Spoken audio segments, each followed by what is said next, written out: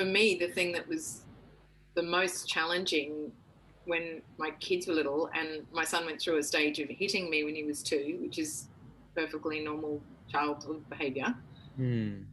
But for me, I was trapped in a house with somebody who was hitting me, and I was just so enraged.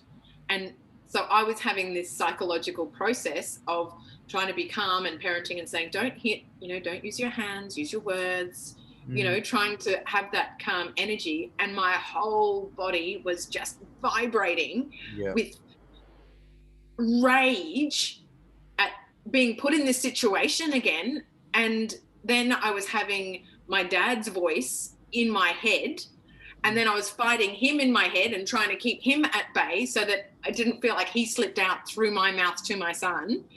And it just felt like I was having to do so much work to try and keep myself together. And, that I was, and that was one of the reasons why I wrote my book. It's like, I am psychologically aware enough to know that this is going on and I'm being triggered and I'm tapping my head off. I was just like tapping myself all day, just trying to calm the hell down. Yeah.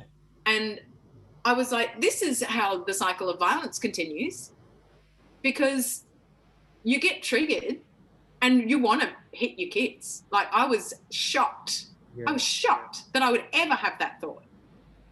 I was like, you hit me, I hit you. It's like, that's not a very logical parenting thought, is it, of a 2-year-old?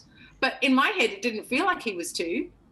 It felt like he was my dad, And so it's this whole murky way when that trauma gets activated and all your, rational thinking goes out the window. And I was like, oh my God, I've managed not to do it. But there are people out there that we then vilify and judge and shame, who don't, then go, no, this is normal. And then they justify their behavior, but they haven't done the work of the painful going back. They don't recognize when that's happening or have any supports in place to support themselves. And so, I think that the unnuanced conversation around domestic violence perpetrators is just so unhelpful, where everyone's like, monster, no, monster. Oh, okay. All right, well, there's just the monster men, and that's it. Let's not be curious about that at all, because then we're it's like we if we want to stop this, we have to figure out how it takes place and at what time, and can we do something, and what types of perpetrators are there, and how did they come to be that, you have to do that work.